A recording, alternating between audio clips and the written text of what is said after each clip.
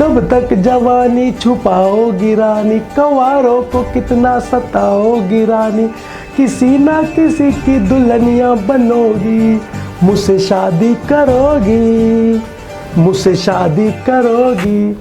आज ये गाना इसलिए क्योंकि आज मैं आप लोगों को बताने वाला हूँ कोर्ट मैरिज कैसे होती है, कोर्ट मैरिज के लिए आपको कहाँ जाना चाहिए, और कोर्ट मैरिज अगर आप करना चाहते हो तो आपके पास क्या क्या डॉक्यूमेंट होने चाहिए।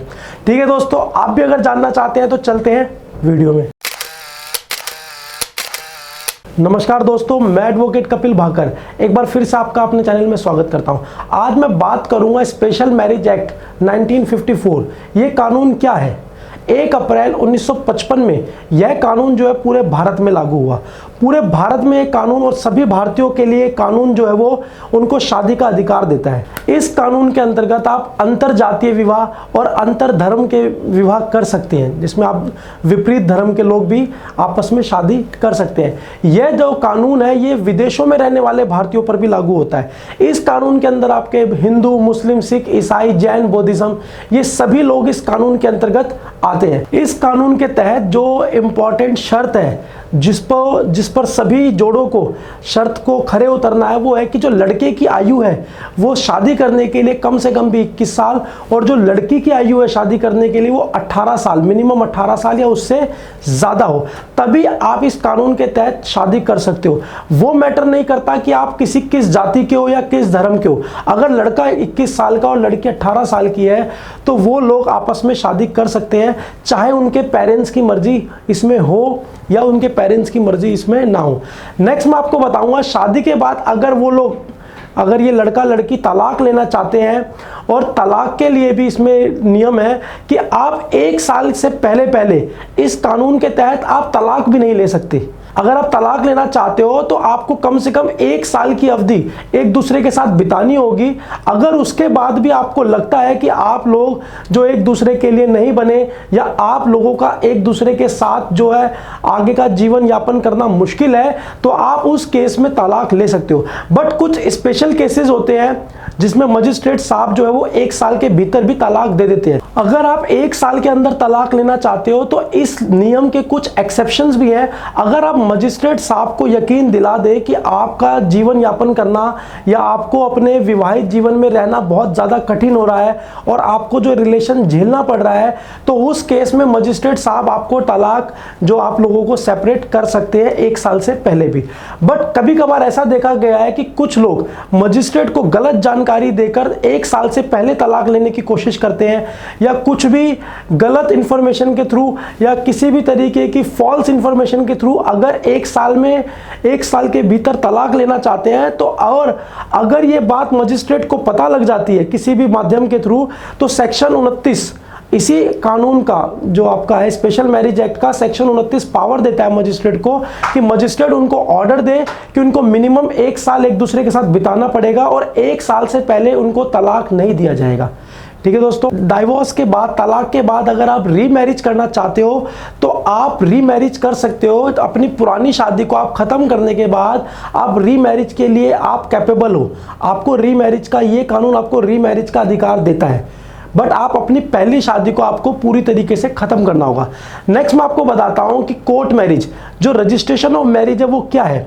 रजिस्ट्रेशन ऑफ मैरिज जो है वो कभी भी ऑनलाइन नहीं होता। आपको सिर्फ फॉर्म भरने की स्वतंत्रता होती है या फॉर्म भरने का राइट होता है कि आप ऑनलाइन सिर्फ फॉर्म के थ्रू अप्लाई कर सकते हो। मैरिज को रजिस्टर कराने के लिए आपको संबंधित जो मैरिज ऑफिसर होता है या जो आपका रजिस्ट्रार होता है उसके सामने आपको पेश होना पड़ता है और वहां पर आपकी सहमति पूछी जाती है। उसके बाद जो है आपका मैरिज ऑफिसर वो आपके शादी के सर्टिफिकेट पर साइन करता है, जिसके बाद आप जो कपल है उनकी मैरिज को रजिस्टर माना जाता है। नेक्स्ट मैं आपको बताऊंगा मैरिज रजिस्ट्रेशन के लिए कुछ शर्तें हैं। वो शर्तें क्या है। नंबर 1, जो दोनों पक्ष हैं उन दोनों पक्षों की सहमति होनी चाहिए।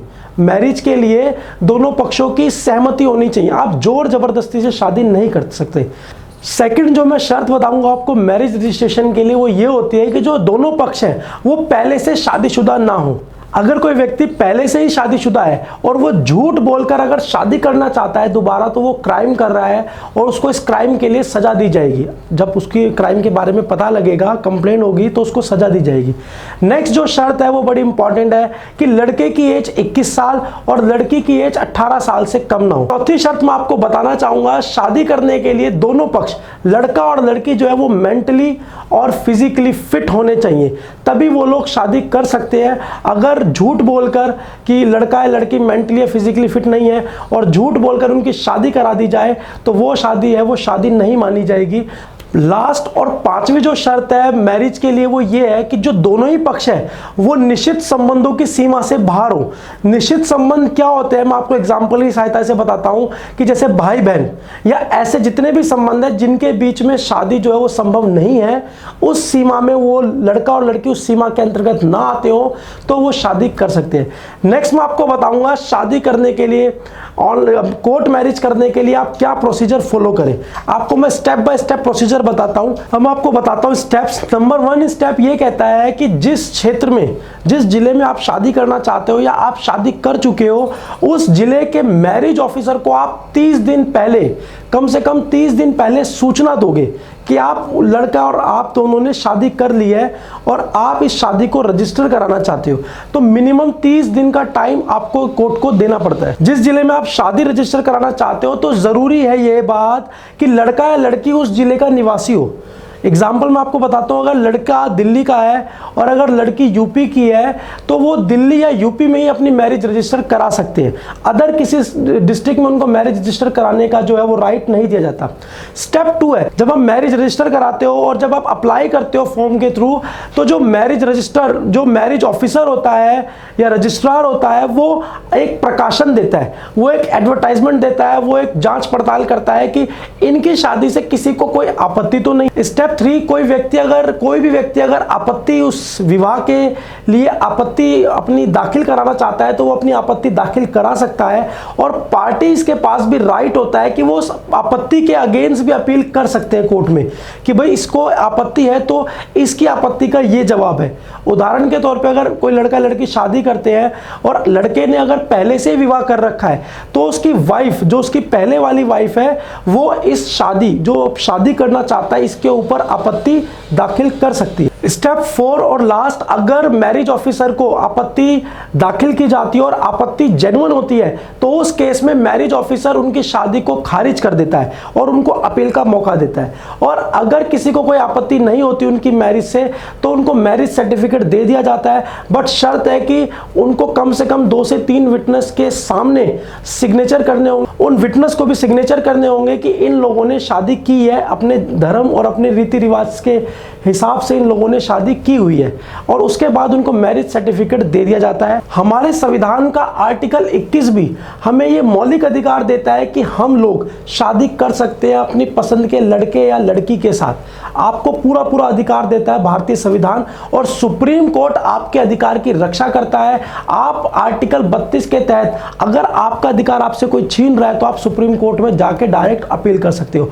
और इसी के साथ जो यूनिवर्सल डिक्लेरेशन एक्ट 1948 है, मानव अधिकार है, आपका शादी करना मानव अधिकार है। यूनिवर्सल डिक्लेरेशन एक्ट ये भी कहता है कि आर्टिकल 16 के अंदर आपका मानव अधिकार है शादी करना, और आपको इस अधिकार से कोई भी वंचित नहीं रख सकता। अब मैं आपको सुप्रीम कोर्ट का एक फेमस केस लॉ बताता हूं। सेक्शन 377 कहता है कि समलैंगिक संबंध बनाना जो है वो एक अपराध है और उस अपराध के तहत आपको सजा दी जाएगी, बट सुप्रीम कोर्ट ने इसको अपराध की श्रेणी से हटा दिया। रिसेंटली जो मिश्रा जी की पीठ ने फैसला लिया था कि समलैंगिक संबंध बनाना कोई अपराध नहीं। समलैंगिक संबंध वो होते हैं जैसे लड़का लड़का या लड़की लड़की कोई संबंध बनाना चाहते हैं तो वो संबंध बना सकते हैं, बट सुप्रीम कोर्ट ने भी फैसला सुनाते सुनाते इस बात पर साइलेंट था और इस बात पर चुप्पी साध ली कि समलैंगिक विवाह जो है वो अपराध है या नहीं।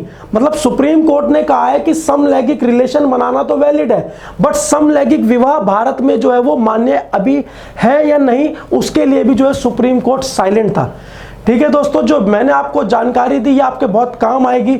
और जो लड़के लड़कियां शादी करना चाहते हैं, कोर्ट मैरिज करना चाहते हैं, उनके लिए तो विशेषकर जानकारी बहुत काम की है। और उन सबसे मेरी अपील है कि आप मेरी वीडियो को लाइक करो, शेयर करो और इस चैनल को सब्सक्राइब कर दो। ठीक है दोस्तों, जल्दी मिलेंगे नई वीडियो में नए कंटेंट के साथ। धन्यवाद।